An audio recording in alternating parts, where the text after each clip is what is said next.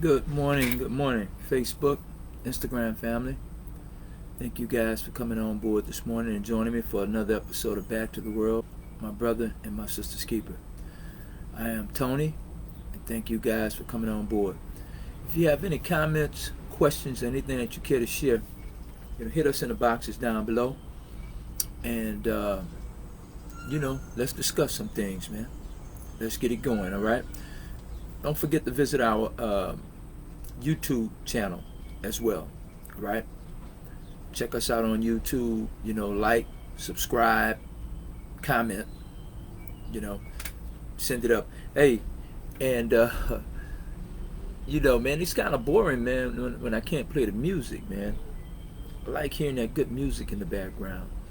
And the songs and everything, man, just give, you have a rhythm to it, you have a cadence, even when we're just kind of going, But anyway, uh, today is Friday.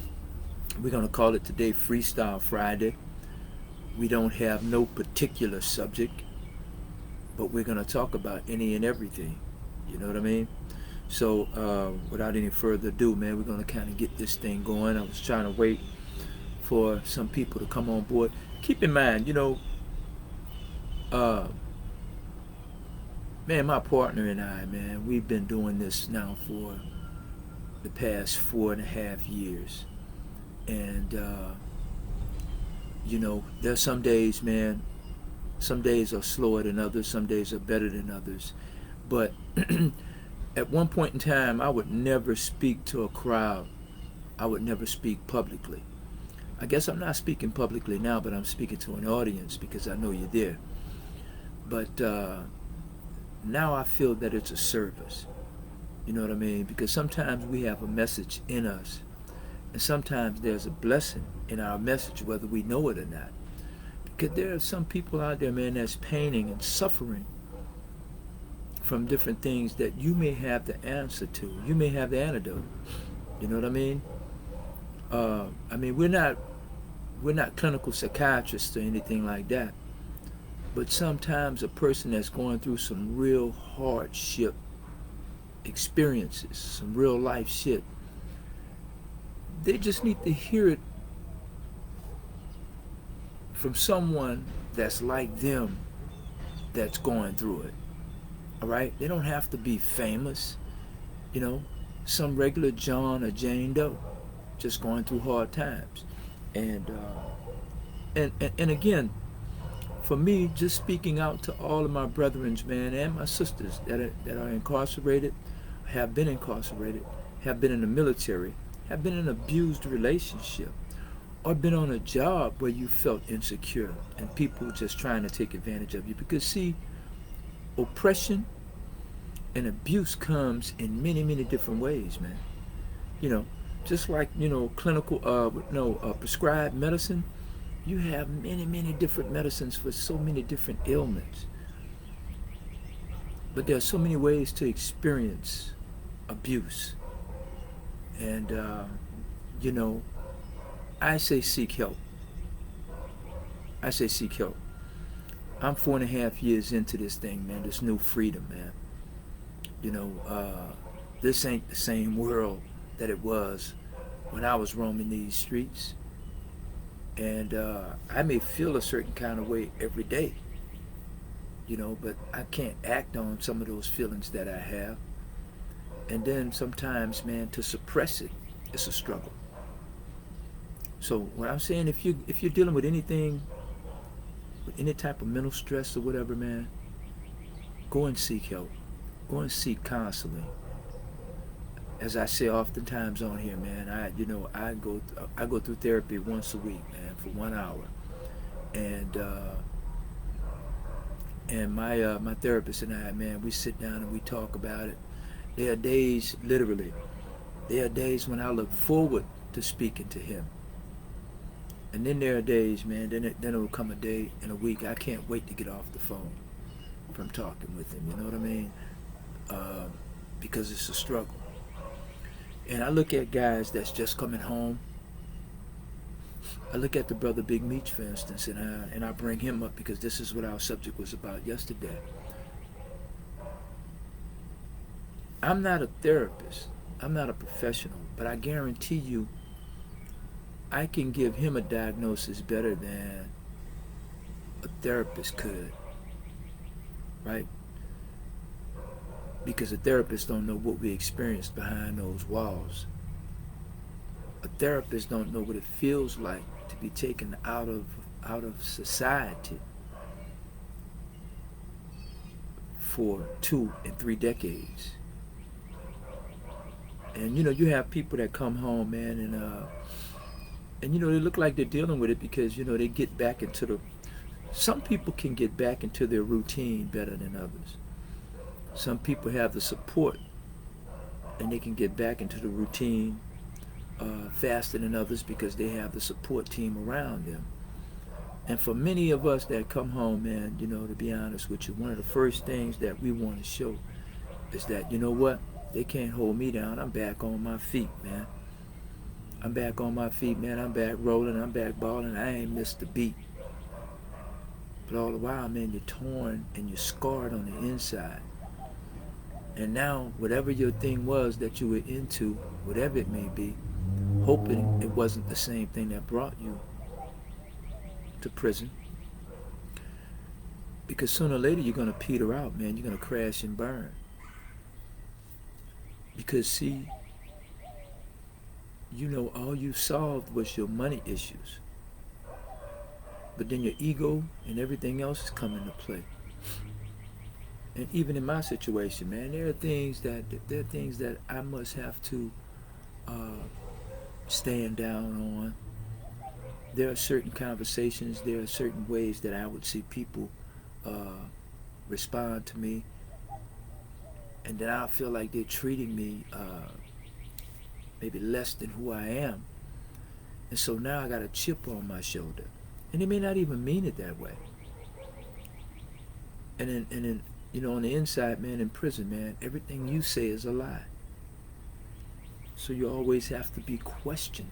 And it's like you see on social media, if there's a body cam on, the police has it on, or either someone has a phone, you'll constantly see the cops, man, asking you all sorts of dumb questions. When they pull you over for a traffic stop, and they ask you where you're coming from. No, where are you going? Where you coming from? Where do you live? When your license have your address, right? So, are you carrying any drugs? Are you carrying any illegal weapons? All right. If they go to the car and they see that you have vitamins or anything like that, and when you work out and you're taking your daily regimen of vitamins and everything, you may have it in a plastic bag or just a nondescript container. Now they're gonna ask you all sorts of things about shit that ain't nothing but vitamin E or vitamin C. What is this? Where did you get it from? What's the brand name? What's the lot name? Man, I don't know all that shit, man. You know what I mean? And things like that triggers you. See, anybody that's in law enforcement the whole bit now, I'm not against law enforcement, man. I'm really not, because as I said again, if I'm ever in distress and I need some help, situation like that, and I gotta call the police, I want them to show up ASAP, and I want them to truly try and circumvent or stop whatever it is, whatever threat it was towards me. That's what I want them to do. But everybody's trained, everybody that's dealing with law enforcement the whole bit, I think they have a very, very poor people skills in terms of keeping a situation stable, or if a situation starts to go left, they don't have the best of skills to de-escalate it. And I think a lot of that comes with the fact too, they're so prepared to deal with the violence until, whether they know it or not, they're provoking it. And then what comes from us is the opposite, but it's the same. We're approaching the same thing from an opposite perspective. When they pull us over, the mere fact that they pulled us over Now we get defensive, and we don't know how to just de-escalate, or we don't know how to redirect whatever bullshit it is that they're throwing at us. And I know sometimes that's how I am. I sit back and I listen, and I see all sorts of things that's none of my business. And then I wonder how would I react if that was me. Whether you know it or not, man, all of us have an ego. All of us have an ego self, right? And oftentimes that self is looking for attention. It's looking for validation. And when you've been someone, man, where people got in line to kiss your ass, at some point or another, man, you want your ass kissed. How they say, hey, pause. At some point or another, this is what you want. And when people aren't giving you those accolades and what have you, then you go above and beyond to try and prove yourself when you don't have that to do.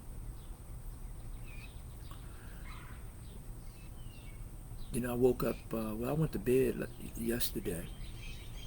I went to bed day before yesterday,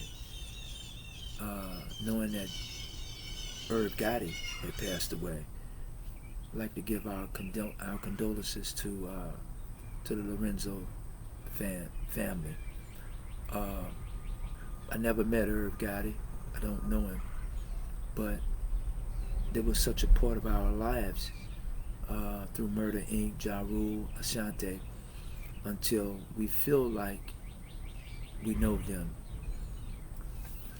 But when you look back, and I look back over the years, so many people has transitioned that I sat back and watched grow on television. Because 25, 30 years ago, 30 years ago, Gotti was just 25 years old. He was a kid. DMX wasn't heard of 25 years ago. And now, most of these people, the guy, Michael Williams, that was on The Wire. Oh man, we can just go on and on. All these people have passed. And you look at it since I've been home, I'm saying who's here now, they're not. Man, that is daunting. It makes you do inventory of yourself. Who we have on here?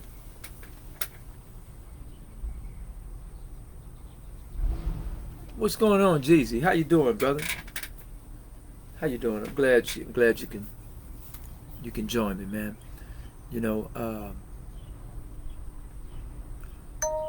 I tell you, you don't want it to be a struggle, man. You don't want it to be a fight with yourself, because then you're on a treadmill, you're going no place fast. So I tell you what gives me pleasure, because financially, I'm nowhere near where I was before my incarceration.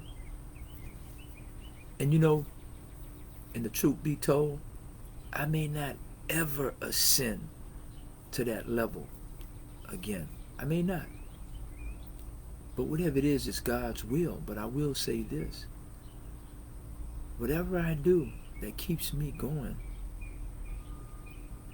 until I'm called to that final resting place, I'm going to thank the Most High. And I'm going to keep it pushing. And I'm going to be happy for every day that He gives me. Because as I always tell you, I'm playing with house money. I could never see myself being the age that I am. I never saw it. So it's almost like, all right, now that I'm here, what do I do?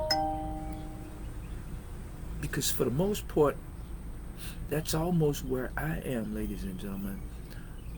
Most of my friends, most of my comrades, guys that I really chopped it up with, man, guys that I really yuck, man, they're dead and gone. they are dead and gone, man. And I think often how it would have been had they still been alive. I fought so hard to come home before their passing. And I had one that passed away right before I got clemency. It hurt me to death, man. He couldn't come visit because he had Pentagon clearance. And he was in the military. He was like my brother, man. Shout out to Reginald, man. Brother Scat. May he rest in peace. Brother Pee Wee, Brother Al, Brother Rambo, Brother Alvin, Brother Steve, Brother Rob. So many, man. And sometimes you feel guilty because you survived and they didn't make it. Brother Wendell Cornett. So as I go back, as I said, I can probably give a diagnosis to what Meech is going through. And hold on.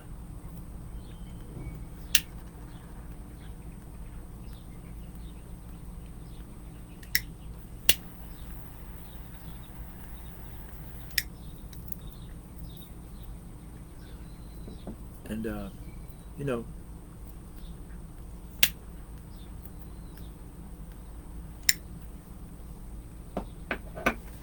see, I guess the reason why I'm so comfortable, I'm going through shit, of course, but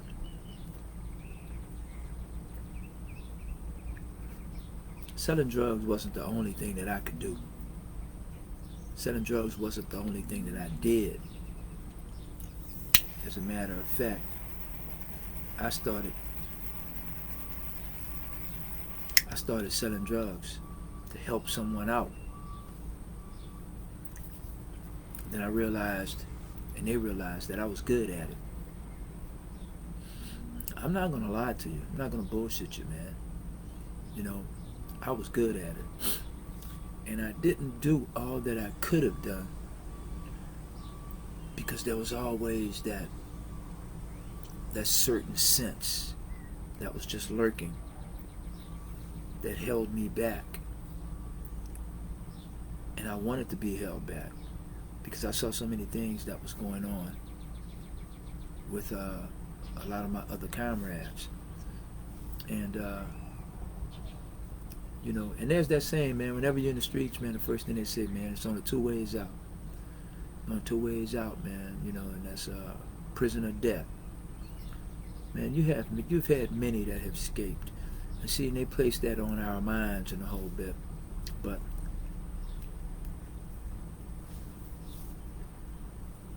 they're not wrong. They're not wrong, but they're not as right as they think they are either. Because this, things aren't like they are now, but we have a target on our back as black men. And at the time, young black men. But this country was founded on robber barons. It was founded on crime. It was founded on monopoly. It was founded on manipulation, things of that nature. And there are so many of my brothers and sisters that are out there, man, that don't realize this. And they're thinking that first of all, everybody that comes home from prison today, everybody, I don't care where they're from, everybody now want to get their credit fixed and want to get an LLC. Because that appears to be the new hustle. And as we sit here now, the government is changing all that right now. Right?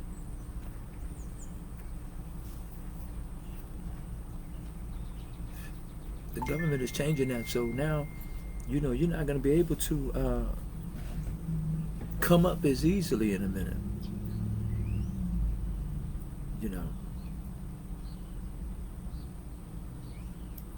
What we got here.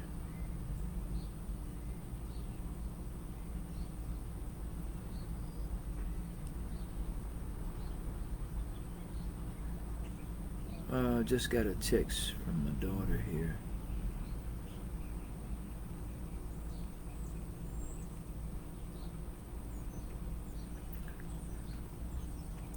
Just got a message on. Okay.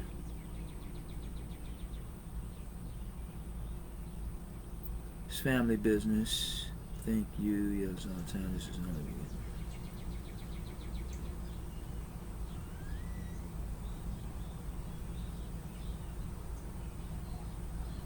No.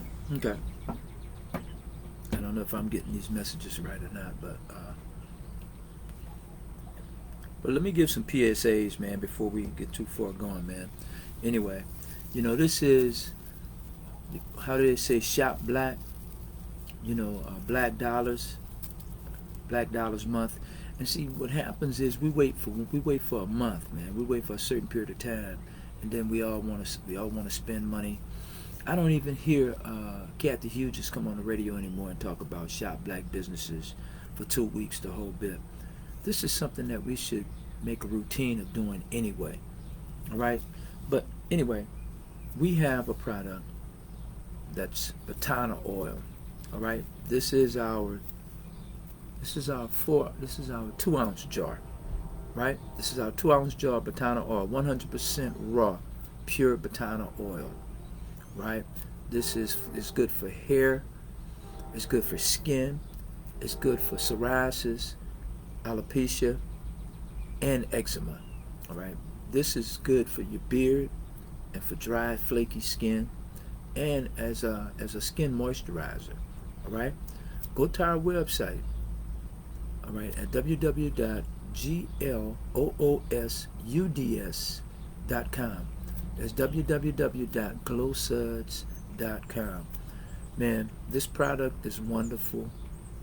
It's been recommended by Dr. Sibi, and you don't have to shop and go all the way to China to purchase it. You can purchase it right here from us, okay? And just go on our site and purchase yours today. We also have a drop shipping program. And how our drop shipping program works, it works like this. Okay, on your page, you don't have to do anything differently. On your Facebook and your Instagram account, or your timeline, man, just advertise and market me on here, and have the people inbox you and DM you. All of your followers, I'm telling you how to make money and how to come up. All right. You DM, have them to purchase our product, but they send the monies and everything to you. They send their orders and their quantities to you. You deduct $3 from each order, and then you forward that information to me. You will forward that information to me in my inbox. I will fill each and every one of those orders. You will send me the money, send me their quantity, send me their address. Okay? That's called our drop shipping program. So for my brothers and sisters that's looking for a hustle until they figure things out, that's the way we do it. That's the way we do it. I'm helping you to make a residual income. All right? Now, if you want to start your own, it's just like the drug business, guys. I know, and some of you out there understand this far better than others. It's just like the drug business. If you say, hey, look, I don't want you to front me, because that's what I would be doing. But you would say, I don't want you to front me. I want to start my own. Okay, fine. Inbox me. We will do what's called an affiliate program. We will sell you a liter, or however many liters of the product. You will give your own brand, your own name, and whatever that situation may be, and now all profits that comes from the sales will go to you. So in other words, I would be your plug. You understand that language? So that's how we're talking. We're going to talk like that. We're going to sling this shit. We just needed to find something else to sling, ladies and gentlemen. All the hustlers out there that understand, this is the product that we can sling. Everybody uses it. Everybody wants it. Everybody needs it. Put the word out and you will see the money come the same way. Shit don't have to be sophisticated, man. You're trying to make a living. Nobody's judging you. Nobody's giving you style points. So if you have a following of 1,000 people, 10,000 people, advertise my product on your page. You don't have to send them to me. They're going to come to you. I don't know them. And they're going to want to purchase it from you. If you have 100 people that orders from you today, you've made $300 today. And those people are going to come back because the product really, really, really works. All right? The product is sensational. Okay?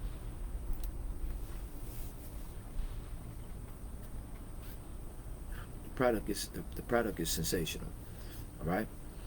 And with the affiliate program now, you got your own plug. You got your own trap house.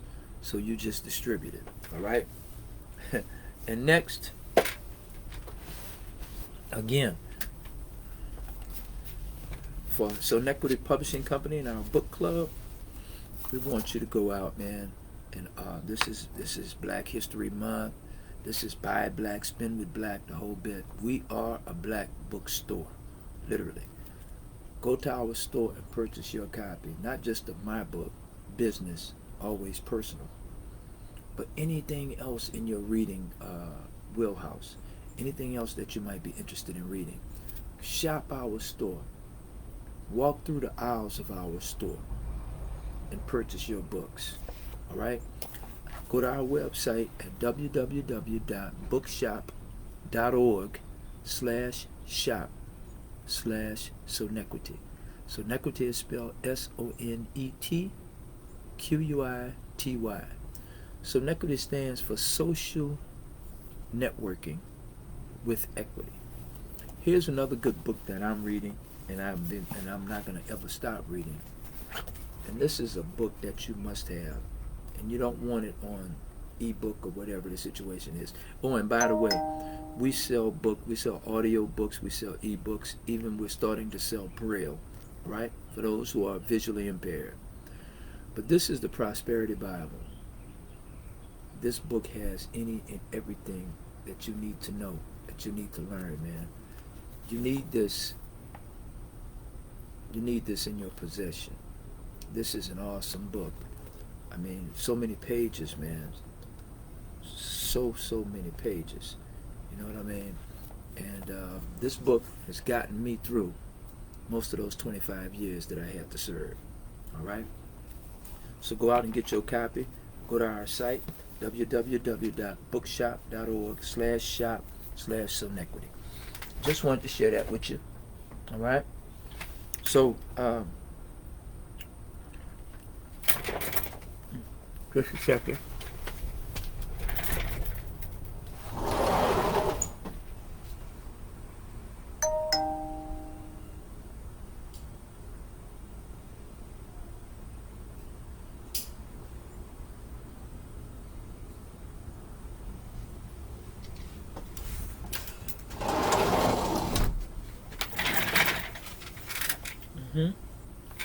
Oh.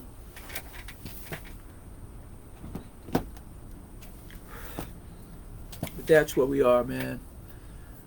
I talked to a really good brother last night.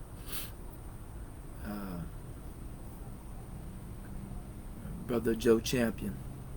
And Joe and I hadn't spoken in a while, man. I missed that brother. And he called me last night. And man, we talked for about an hour. You know, I rode all the way home with him. You know, he was leaving his business. And see, man, you know, sometimes it's just good to call someone and talk to someone that you're thinking about, that you haven't spoken to in a while. You don't have to have a hell of a conversation. You don't have to have a conversation, right? I mean, it doesn't have to be a subject matter in that conversation. Sometimes all you want to do is hear their voices, man. You know what I mean? God,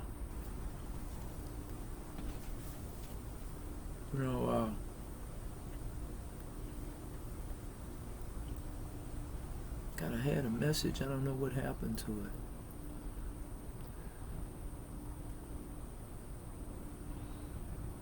happened to it. But Super Bowl weekend in New Orleans. Everybody's going down, man. Man, hope you have a wonderful time. Security is going to be very, very, very, very, very present. So, but anyway, man, you guys, man, be safe, enjoy yourselves, have a hell of a time there. And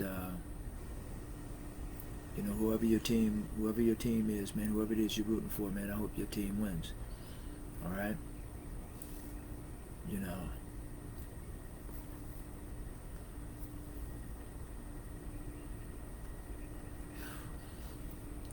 I was checking out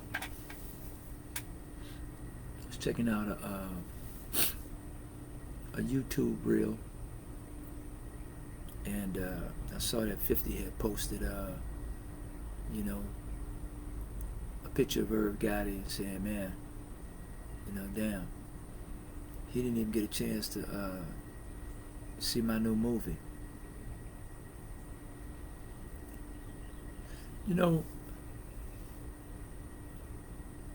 A lot of these young guys, man, they're real sharp, man, at certain things after a while, man, but at some point or another, man, they have no morals. And don't get me wrong, I don't know how 50 felt about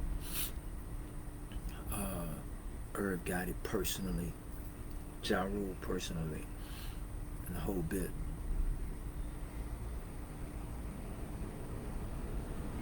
But when a man dies, and you guys are in that same, circle, you're in that same business, and this is how I see it. Because all of you come up around a certain era, so and you're a part of that culture. Y'all are connected at the hip, whether you want to be or not, because you all have that history. And sometimes, we start feeling our own shit, man, and we start thinking that we're invincible, and we start thinking that we can never die. But all of a sudden you look around and everybody's gone but you.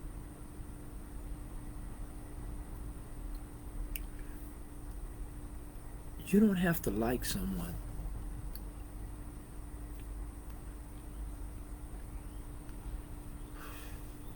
to feel a sense of remorse, or if you feel nothing, or even if you feel pleasure, keep it to yourself. See, sometimes I know what to say and do.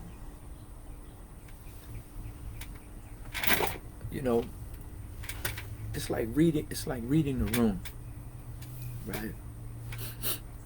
It's like understanding what's appropriate and what's not. And just because you feel a certain way about somebody, there may be many that love you,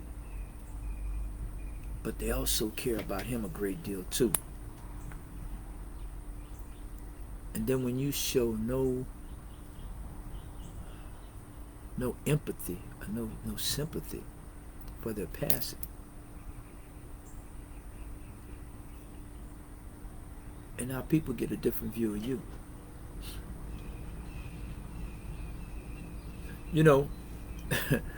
Just in fictional terms, man, I'm sure Batman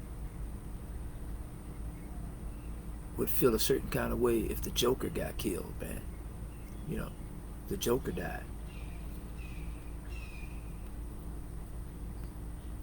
And maybe he felt that way because he said, because you know what? I didn't get a chance to kill him. But you don't say that. You don't say that. We've gotten so caught up, man, into wanting to express our feelings, wanting to say what we want to say, a whole bit. As much as I come on here, man, and I talk to you guys, there's so much that's in my head that I want, that I could say. It's not a lot of shit that I want to say that I didn't say, but there's so much that I could say, and I just don't. I just don't. I'll come off like a hypocrite. I'll come off like a hater. I'll come off as whatever. You just can't say. Just because, keep in mind, what you say and what comes out of your mouth is your choice. But you have no control as to how the world respond to it. Okay? And you may have some people that can really, really be a force in your life and really, really help you. And they see you say something or act a certain way, and they're like, man, this guy's an asshole, man. You know what? I'm glad I don't want to do no business with him. You know what I'm saying? I don't want to do no business with him. See, when I was locked up, don't get me wrong, my paperwork calls me a kingpin. Right? That's what my paperwork called me. Now, I was embarrassed by that term, man, when I first caught my case. Don't get me wrong.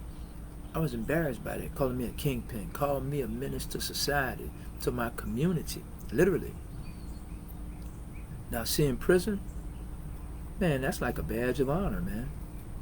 And when you have that type of information and everything in your paperwork, and oh man, heaven forbid, but don't have killed anyone, man. You know what I'm saying? And you're a boss and the whole 9 yards, man.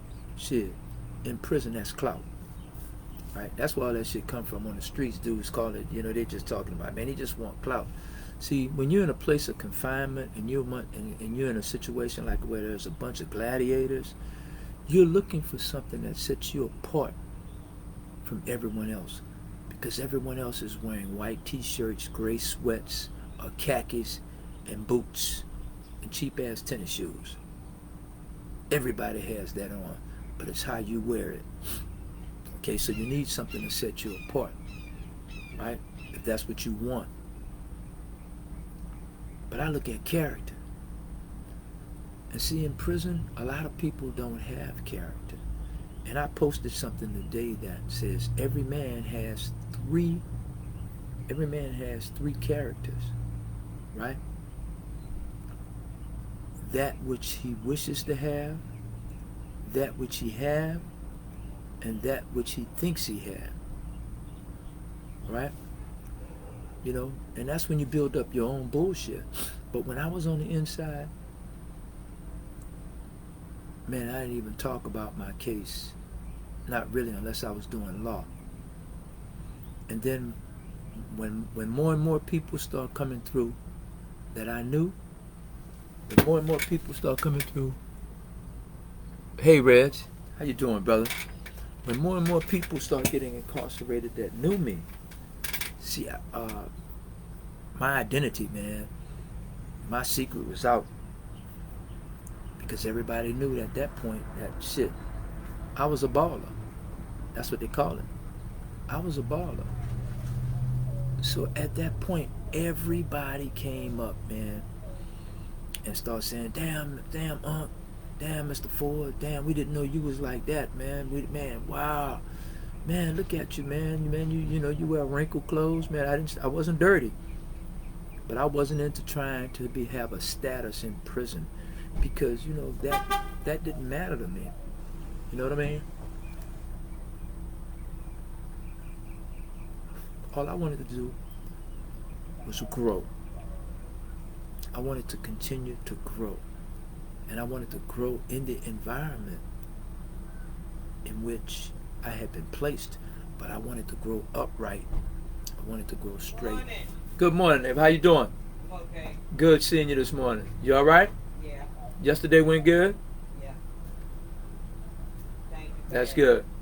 All right. You okay? Yeah, I'm good. I'm good. I'm going to be in town this weekend or whatever, man. So, you know, everybody's going to the Super Bowl and stuff like that. Right. But shit, if you ever need to holler, just give me a buzz. All right. Okay. All right. Thank you. God bless you, sis. You too. All right. So I had status. I had status that it was unwanted. I didn't want no one to know this about me. I wanted to just get in and get out. I understood all the politics. I understood all the games. And see, keep in mind, you don't have to be a part of something to understand something. You don't have to agree with anything to understand it. Sometimes it's the understanding of it that can save you. It can be the difference of life and death. All right? And in prison, you had guys. I didn't serve time with Meech.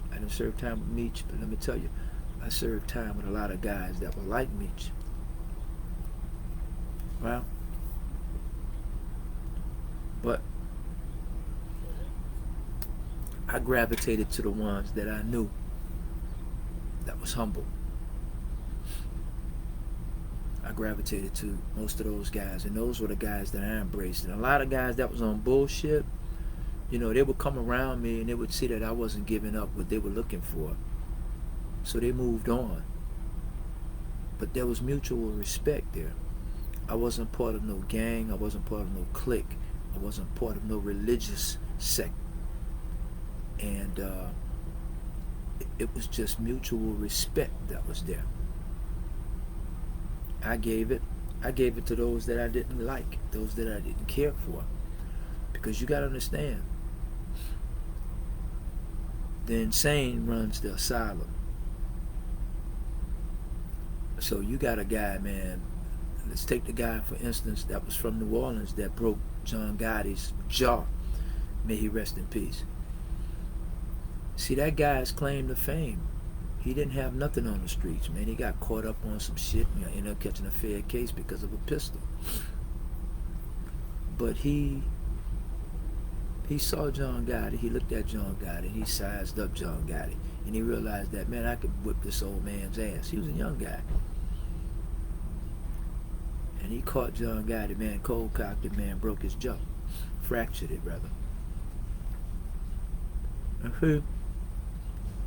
So now he feels that by doing that, he's taken on John Gotti's power.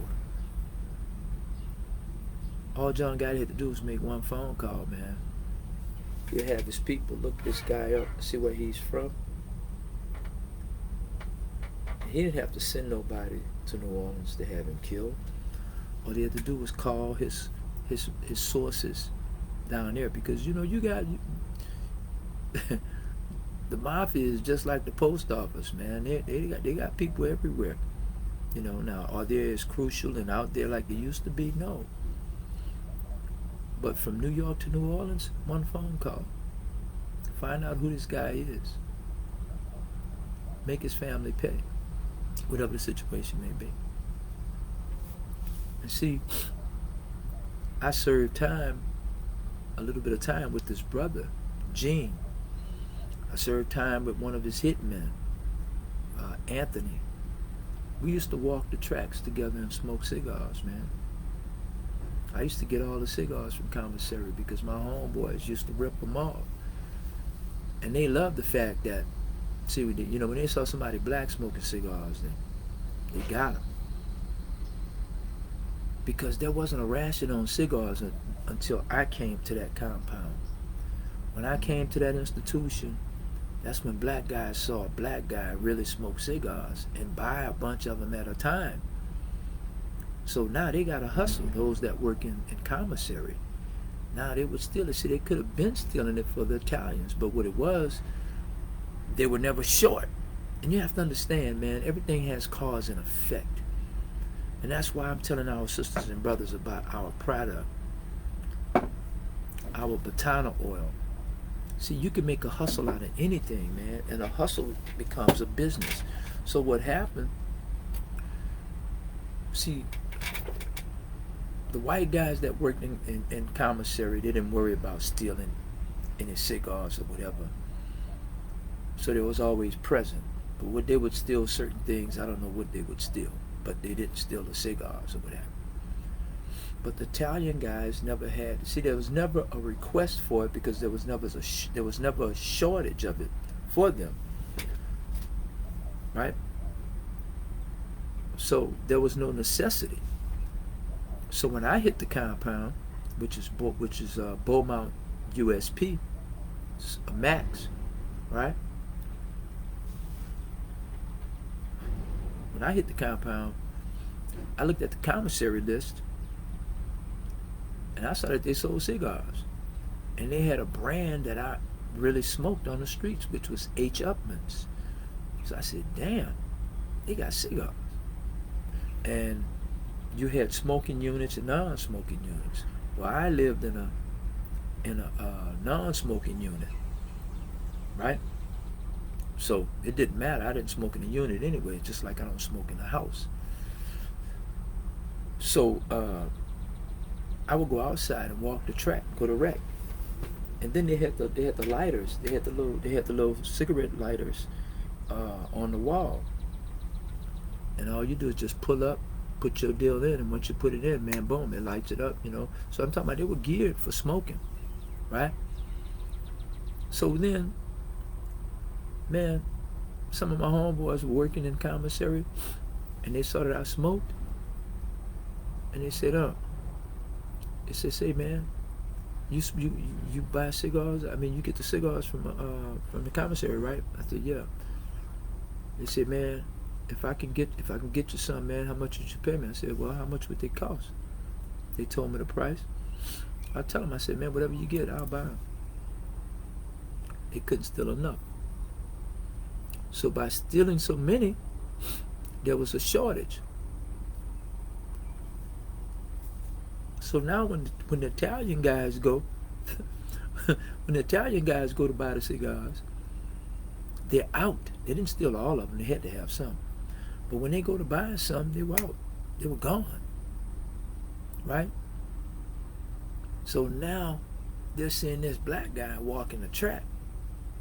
And to a lot of them, I was a kid at that time, because when I came in, man, I was like 37, 38. So I walked the track, man. They said, "Man, this young guy walking around smoking cigars." I didn't have none of this on my face, man. He had a fade and everything. They said, "Who is this young guy? He don't look like nobody should be smoking a cigar." But they wanted to know who I was. And I'm going to show you something, right? They asked around. And word got back to me that these Italians were asking, who was I? And they was curious. And they were serious about asking. So some of the brothers started thinking that, a lot of the Muslim brothers and everything, a couple of the gang members, they came to me and they told me, they said, "Hey, bro, I don't know what's going on, man, but these Italian guys are asking about you." And see, I didn't know. Keep in mind, I did not have the foresight to see the dynamics of that situation, know how it would play out. So I'm saying, what the fuck are they asking about me for? I had no clue. See? So a lot of guys told me, "Hey, man, whenever you're on the yard, man, you know, let us know." You know, a lot of my guys out of Chicago, man, shout out to the brothers in Chicago, man, you know, GDs, Vice Lords, and BDs, man. Shout out to all those brothers, brothers Too Short, brother Meeks, brother Boo G, brother Fool. I forgot the little, what's the little brother's name, man? The little fat brother. But anyway, man, I love these guys, man. You know, the brother Bible, brother Jay, you know. These brothers, anyway, nevertheless, though, you know, they were gangbangers, man. They was all in the politics, so they understood and they knew all the politics and the news on the compound. So all of these guys was hearing, and the mob, and you know, these guys, whoever was inquiring, they would never say why they were asking about me, right? So lo and behold, one day I'm walking the track, and this muscle-bound Italian guy, man, dark tan, you know what I mean, slick back hair, man. Looked like Pat Riley on steroids. And, he was jogging, but the opposite direction in which I was walking on the tracks.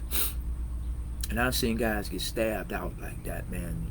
Guys, you got to watch out for guys that's running facing you or you walking opposite.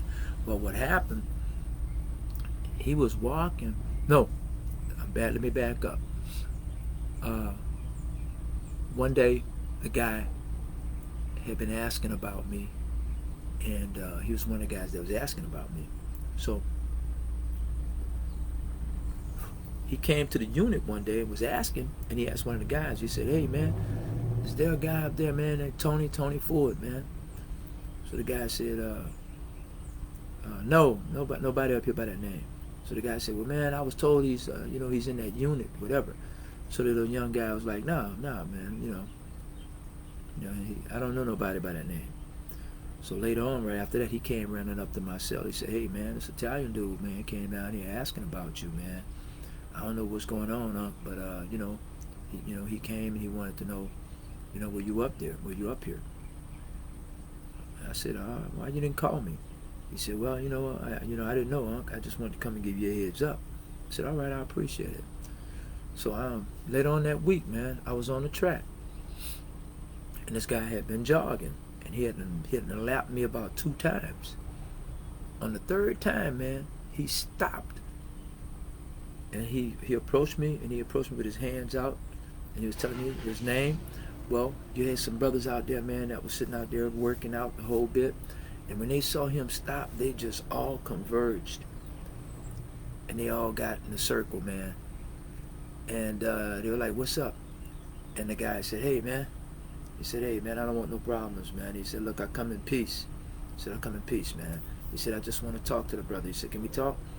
That's when I said, "You want to talk to me about what?"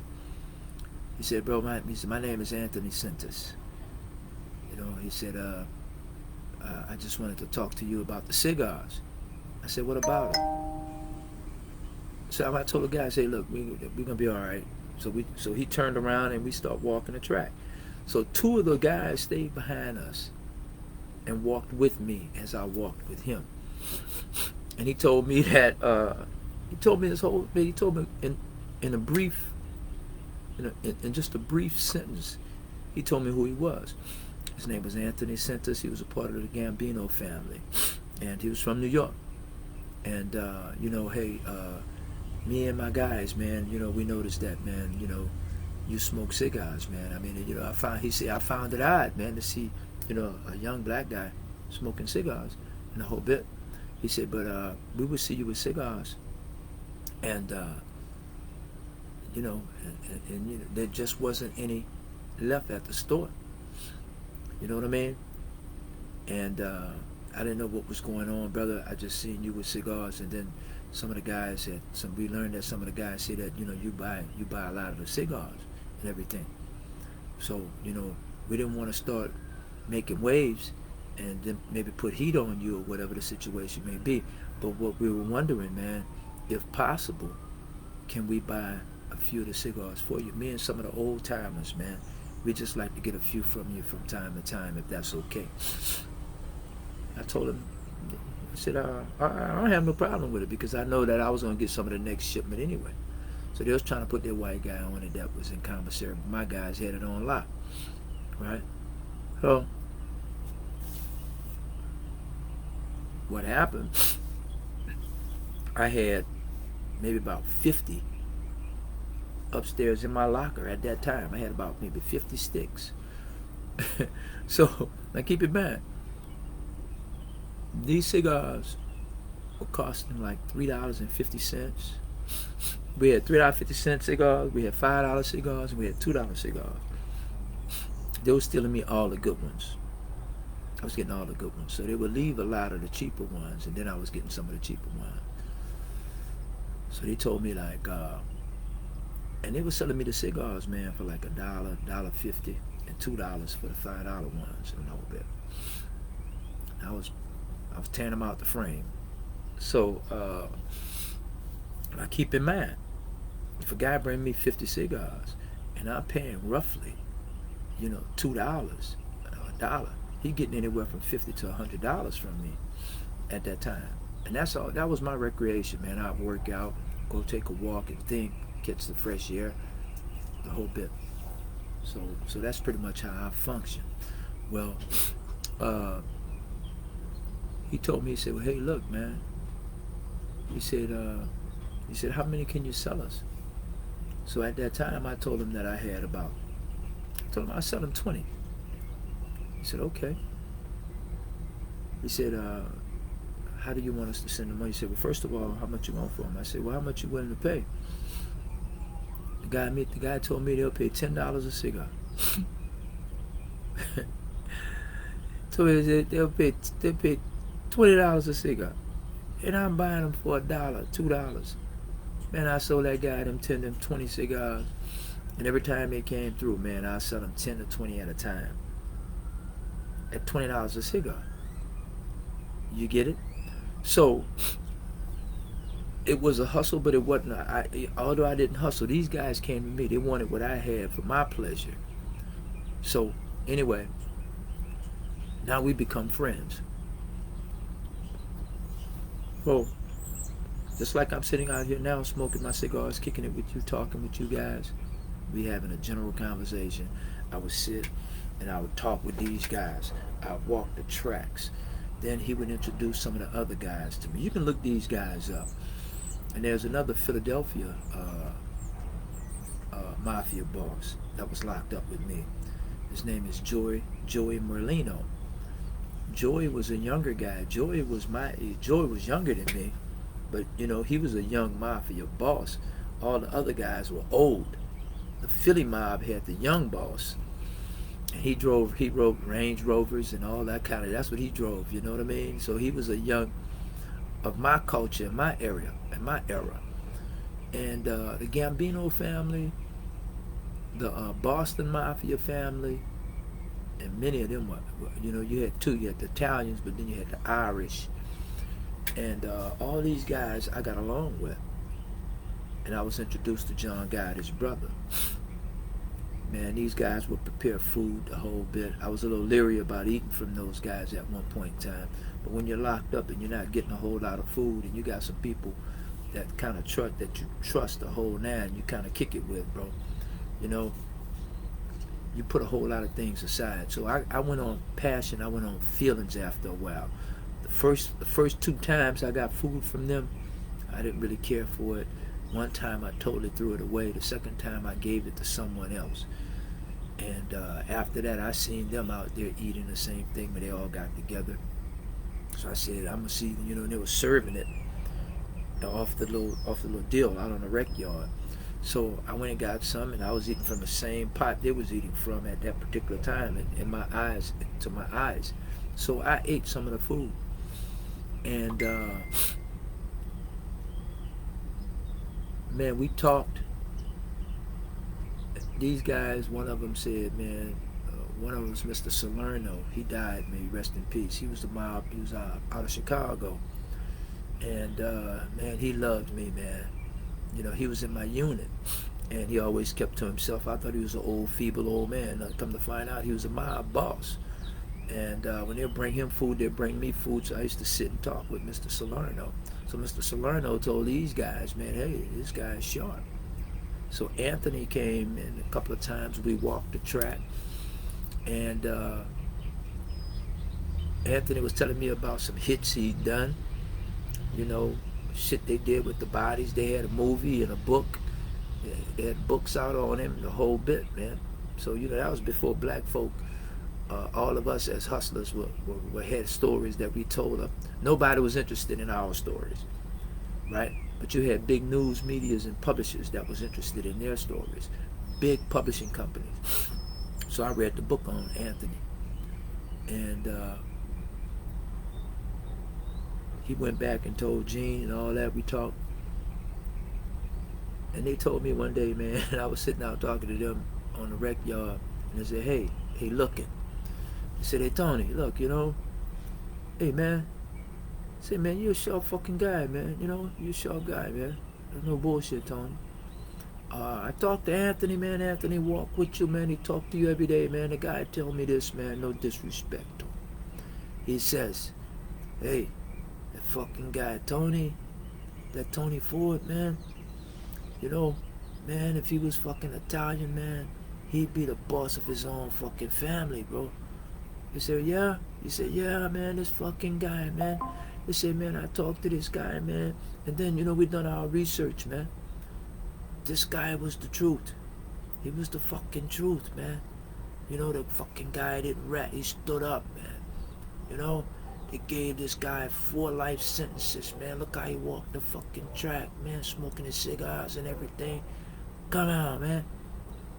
Man, this fucking guy. And he said, man, that's no disrespect, Tony. Man, but if you were Italian, bro, you'd have your own fucking family, bro. Man, God bless you, man. Hey, man, keep your head up. And these fucking guys are ready to initiate me into the mob. You know what I'm saying? That's because I gave them mutual respect. I didn't let them in my business the whole bit. And we were men to men. I didn't praise them. They were more enamored with me than I was with them. See, we see mafia pictures, we see mafia shit on TV, right? And a lot of niggas name themselves may rest in peace, look, Irv Gotti,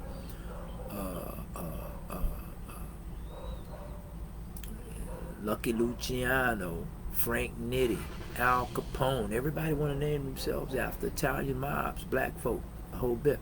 You wasn't seeing anybody black. Anybody Italian wanted to name themselves after somebody black. You know what I'm saying?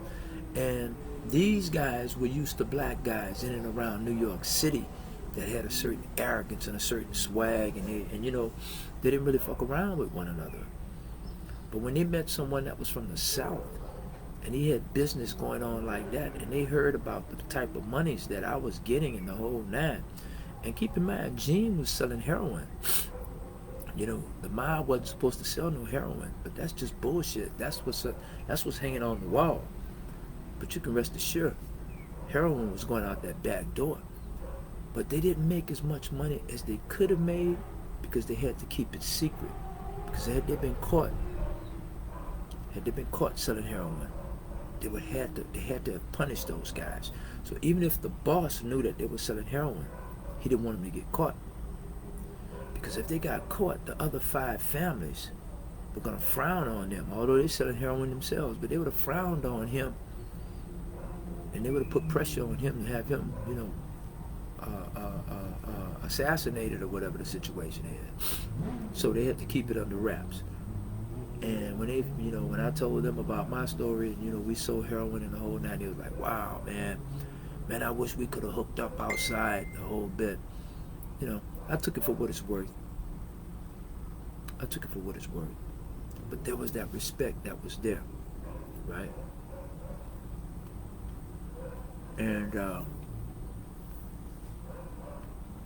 so early on, when they broke us up from Beaumont Penitentiary, they closed, but they didn't close the penitentiary down. They changed the custody level. They changed it from a pen to a medium. So I had to leave because my custody was max, right? So my custody was max, and they shipped all of us out. So about 4 years later, man, they shipped me to Allenwood, Pennsylvania, to Allenwood USP. When I get up to Allenwood, can't no lie,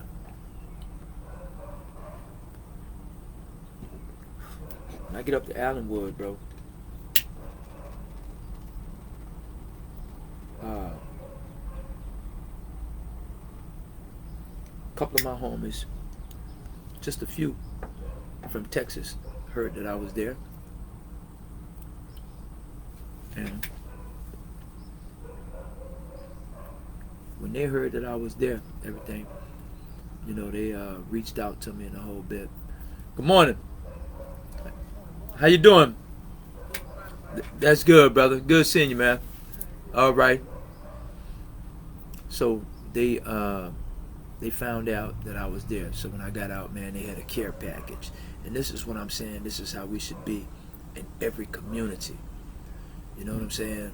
I wasn't from New York or whatever the situation was, whatever. But before I get to New York, but when I hit the compound, you had, you know, guys when they hear a bus is coming, and they want to know who's on that bus, and they want to know for various reasons. They want to know for two reasons. Is it a cool homie that's coming on, man, that's a part of our thing, that's gonna need something, and we're gonna give him, we're gonna gather and get him a care package. That's number one. Number two, they wanted to know if somebody was coming that was a snitch, that was hot, and they was gonna look to try to hurt him, kill him, or tell him to stay back in. In other words, they was gonna punish him. So that's when they inquired about me. I'm gonna show you what's weird. I'm gonna show you how your name is important and when you're in good standing. So as soon as I was able to hit the compound after my paperwork cleared, they realized that I wasn't in no gangs. I didn't have no separate T, what they call it, right? I wasn't beefing with nobody. I wasn't transferred on no disciplinary. So what happened? As soon as they let me out, man, I had some guys came into. I don't know anybody there other than a couple of my homeboys. Some guys said, "Hey, your name Tony Ford?" I said, "Yeah." I said, "Hey, man, a couple of Muslim guys outside." One of them said, "Muslims?" He said, "Yeah." So I go to the door, man. I'm looking, because see, I had a situation before where I went outside and I had a fight, man. So, you know, I had two guys try to stab me on some shit that was going on with my co-defendant, but that's another story. But anyway, when I get out there, man, I have a guy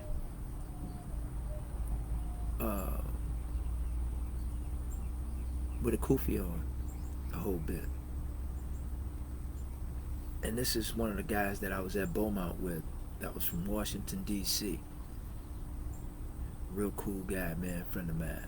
Can't think of his name right now. And he wanted to see if I needed anything a whole bit. Then, next thing you know, you had Prince, which is Supreme, you know, Kenneth McGriff, you know, who was a part of the Supreme team in New York. His nephew, Prince, he served time with me. Prince came and said, "Man, I heard you was on the bus, man. I just wanted to come and give you some love, man. See if you need anything, man. You know, I know you got your homies here and everything, bro, but you know, you're a good dude and everything. And I just wanted to, you know, just lay it out for you, bro." I said, "Man, if I need anything, brother," I said, "I appreciate you coming through." I said, "But if I need anything once I get my property, bro," I said, "I'll be sure to let you know, Prince." I said, "But I think I'm gonna be okay." He said, "Okay, brother." He said, "Well, look, I work in the library, man. You ever come through there, you ever need me, man, that's where I'm at." I embraced him. He went on. Next thing you know, later on that morning, early noon, you had Puerto Rican brother by the name of Boy George, and then you had Howie, who was Boy George's co-defendant. But Boy George was in Beaumont with me. We used to play basketball together. And I don't know if you know, Boy George was this real big time heroin dealer out of the Bronx, from Puerto Rico, you know, but he lived in New York. And you might always hear Fat Joe, and all his whole crew, man. That's all they used to talk about, Boy George. Well, Boy George came, and Boy George came in my unit, man. Gave me love, man. Gave me a pair of brand new slides to take a shower in, because I hadn't got my property yet, right? Although I had seen my paperwork, but I didn't get my property. No, I hadn't got my paperwork yet either. But anyway, that's important, right? So now, Boy George. So next thing I know, somebody called me on the next day. somebody called my name over the mic, telling me to come to rec. I know, come to facilities. So I had just got my little uniform, my khakis and shit, the whole bit. So I didn't have no job or nothing like that. So they're telling me to come to facilities. So I'm like, what the fuck I'm going to facilities for? So I put on my clothes, man, I go to facilities. When I get to facilities, man, it's right down by commissary, so I have to walk through everybody going to commissary and shit. I walk through the crowd, left, right, looking at everybody. You know, you're kind of paying attention. You don't want nobody, man, because you don't know, somebody might take you for somebody, man. They might stick you or whatever the situation may be. It's awesome. So I had to walk through a gauntlet, man. I had to walk down a narrow hallway with people lined up on both sides, and then some guys standing in the middle talking and shit. So you got to walk around them or through them. So I did that. So I get in facilities. When I walk in facilities, I said, yeah. I said, my name is Donnell Ford. I said, somebody called for me. So I walk in this office, man.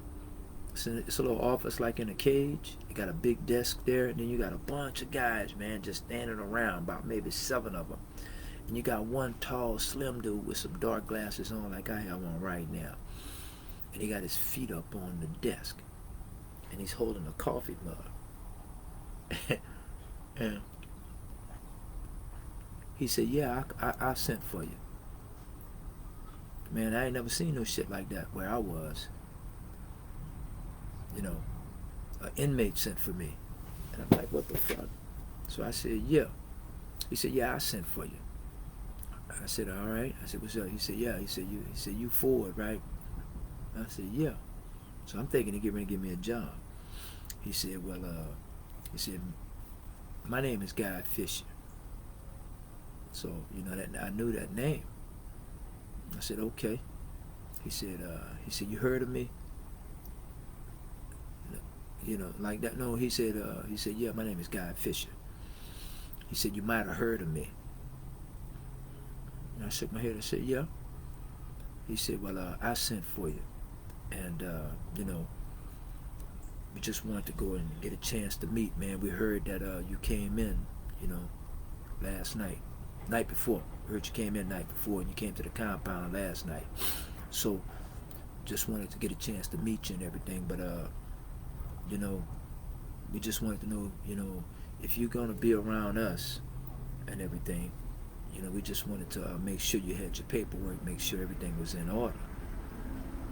So I told him, I'm like, hey, man, you know, no disrespect. No, first he told me, he said, yeah, I used to own the Apollo Theater and everything like that. I said, yeah, I heard of you, man. So I said, well, look, I said, no disrespect, man. I said, but I'm from the South, man, and they have what they call the South Coalition, right? He said, yeah. I said, well, I think the only people who should see my paperwork, or should be requesting my paperwork, and that should be them. He looked at me, everybody else looked around and shit. So I said, you know, no disrespect. I said, but look, no problem. I said, tell you what, man. I said, I don't plan on working. You know what I mean? Because I'm disabled. I don't plan on working. But, you know, when I get my paperwork, I said, I'll bring it through. And I said, whoever look at my paperwork, I said, I want to see theirs. So he said, yeah, all right, no problem. So now I'm stuck on the move. Good morning, neighbor. How you doing? Grand Rising. Grand Rising to you too, sister. Good seeing you. You too. That's good. How you doing? I'm blessed. Blessed Yeah. play. That's right. Your mom just drove off. She did? Yeah. She got her car? No, she was in a white Ford Fusion, I guess. My niece, but my cousin car. Okay, yeah. She How long just it's been? She just pulled off about 10 minutes. Thank you, Mr. Thomas. Yeah. Right. Come to see you. Yeah. She need to be seen. Yes, sir. Yeah. I know I can hear it, and the Lord just told me come yesterday. That's good. Yesterday. But that's okay. That's good. And I'm glad to see you. Yes, sir. So, you know, I know you can reach her if you need to. Yes, sir. No, She that don't ain't like co- to answer, so I know my mother, so I will pop up real quick. Yeah. Well, now you know she's out, so maybe you check with her. But if nothing else, she'll probably be back before I finish this podcast. Okay, thank you, Mr. Thomas. Yeah. I'll let her know if in case you don't reach her. I'm going to stick around maybe like 5 or 10 minutes. Okay, she'll probably be right back. Yes, I know she ain't too far in the area. Yeah, Thank you, Mr. you're Thomas. welcome. Yes. So anyway, man, I was a bit, I was a bit offended because these guys wanted to see my paperwork in the whole 9 yards, and I don't, I don't deal with them. So, you know, next day, next day I got my paperwork, and so I got my paperwork. It came in, man. I put my clothes on, and I went right over there, man, and I tossed it on their desk. You know what I'm saying? Hold on just a second. Good morning, Jay. Good morning. What's going on with you? I told you you must have been dreaming last night. I looked at my phone. It ain't now what I'm telling you. I don't, G. I promise to God, man. And it's this one right here that I'm on, man. About 2 o'clock. What number? Which one? It's say It my number. What time am I supposed to call? What time is that call? it was like 2:38, and I'm talking about woke me up. I let it ring about 3 or 4 times. Well, I didn't let it ring. It rang about 3 or 4 times, and I heard it, and I looked up, and I hurried up and answered it. I said because you calling me at that time, it has to be important. So Yes. I kept saying hello, hello, hello. I kept screaming it, hello. I'm talking about it was answered, and the same noise that I was hearing in the background when you did answer when I called back, I heard that in the background. You know what I mean? So I hung up and then called back, and that's when you answered. And see, I don't know. The daiquiri shop. It was at the daiquiri shop. Yeah, yeah. Well, that's probably all it was, though. But look, uh, you got a minute? I'm about to wrap up on the last of my podcast. I do that every morning between 10 and 11. So I'm about to finish this up. You there? Yeah, hit me up. Yeah. Just hit me up, T, whenever you get finished with your I'm gonna be podcast. done in about 10 minutes. All right? Okay, no problem. Okay. No problem. All right. Right. So anyway, ladies and gentlemen, but I came back that day. I walked in that little office, and I tossed my paperwork on the desk. And well, anyway, prior to that, when the guy told me he used to own Apollo, then he said, "Yeah, I heard you used to own banks and everything." So all this is coming back. He said, "I heard you used to own banks," and the whole bit. I said, "Yeah."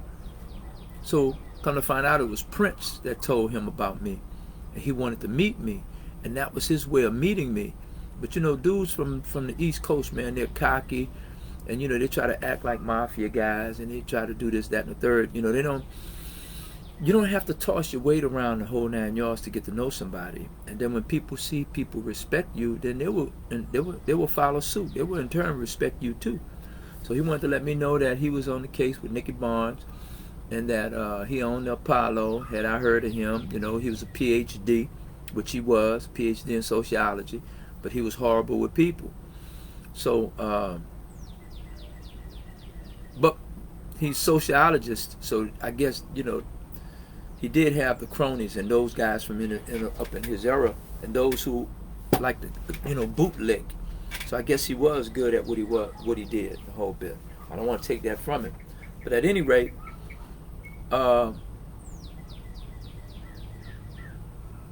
he was just amazed by the fact that little dumb country boy, that's what he would think, from the South, owned banks. So he wanted to know, how did I do it? And I told him we bought it. We bought them, and that's how it was. And we had a charter. So I didn't go into no more than that. So he was like, he was impressed.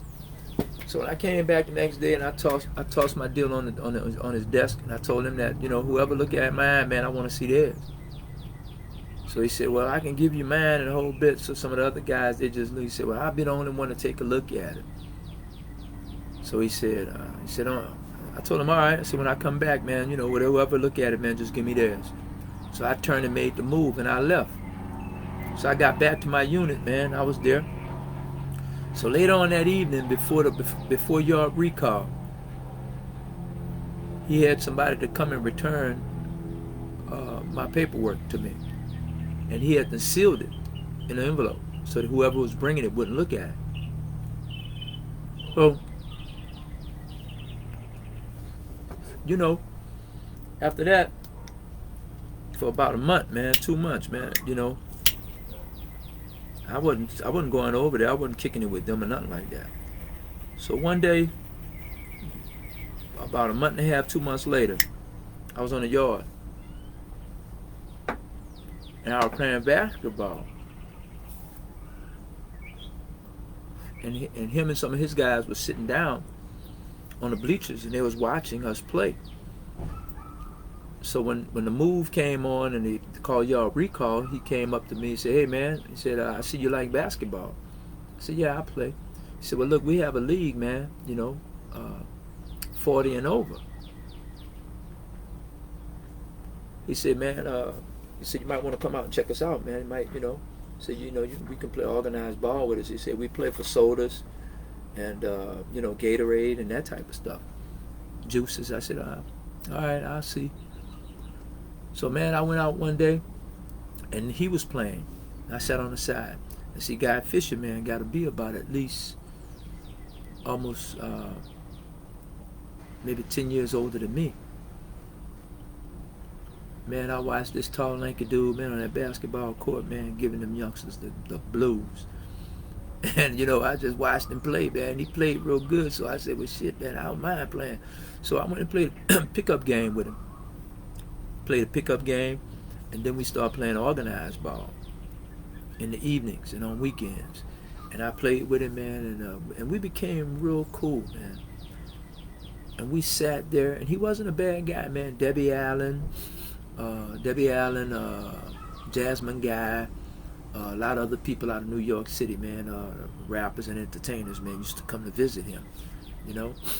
So we talked, and Guy and I, man, had gotten close. And at the time, I was in the process of wanting to write a book. And he told me that he had a book and he had some publishers and everything that he could hook me up with at the time. It wasn't like it is now. Shit was tight, so you had to know somebody that knew somebody, and they would be interested in your story. So, Guy, we got tight, and man, about maybe 3 or 4 days later, the news on the compound was, "Hey man, you heard, man? You heard?" They said, "Man, Guy caught a transfer, man. You know, they shipped Guy out." So everybody like, what the hell happened?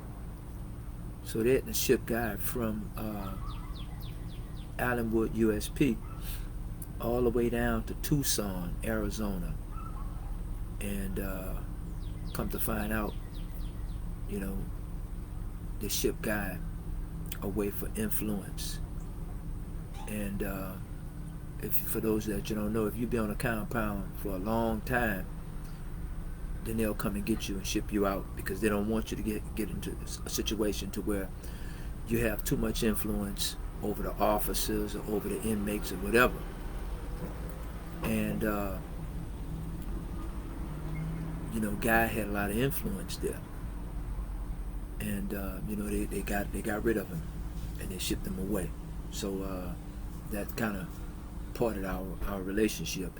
And while he was gone, he got a message to one of the guys that was back there with Prince and everything, and he just told them to tell me, you know, what's up and everything, man. Take care of myself, keep my head up, the whole bit.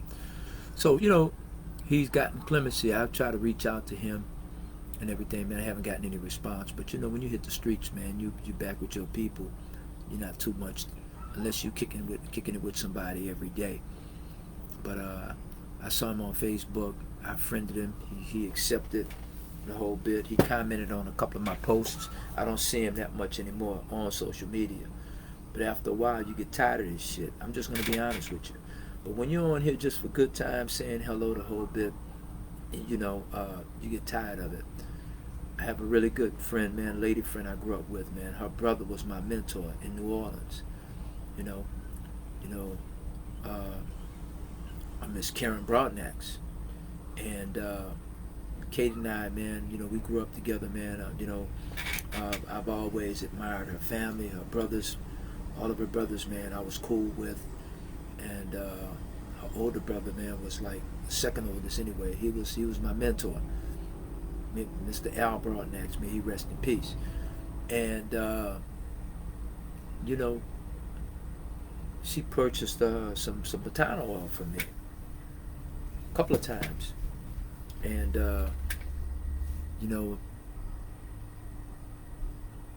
and I was asking her if she knew about this new deal. I told her I've been advertising it on my social media. She said, "Well, I'm not on Facebook or Instagram anymore, Tom." I said, "Oh, really?" And she used to post all the time her exercising, her working out, riding bikes, man, the whole nine. And now she's no longer on there.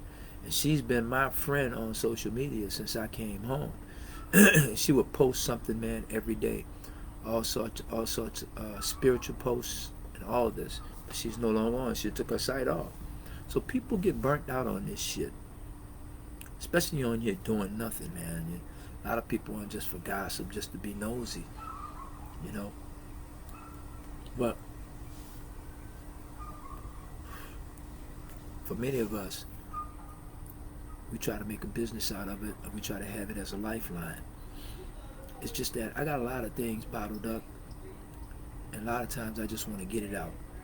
Just like this morning, we had nothing in particular to talk about. We talked about cigars, we talked about Gotti, we talked about 50 Cent, and we talked about prison. But this hour has been spent, and I'm glad that you spent this hour with me. Yes, ma'am. It's my older sister. Oh, okay. How you doing? And You doing all right? Yes, ma'am. Pleasure meeting you. son, and that's my niece, that's a daughter. Okay. Good seeing you. All right. You can meet her. All right. The other one, she came around here. I saw her over there somewhere. Janae. Yeah. She just. Over there, she coming. Yeah. I told her that you had just drove off, and she said you'll probably be right back. She was right. I ain't even see her. Yeah. She was over there when I pulled up. No. Oh, okay. No, not at all. She just pulled up. Okay. Yeah. All right. Yeah, just stay right there. So yeah, guys. Anyway, I'm glad you guys joined me this morning. Thank you for coming on board. Who we have here? Emerald Gray. Emerald Gray. I love that name. Thank you for coming on board. I love emeralds. I'm here to tell you. I used to tell people about that precious jewel. At one time, emeralds and rubies were more precious than diamonds because they were discovered much long before diamonds.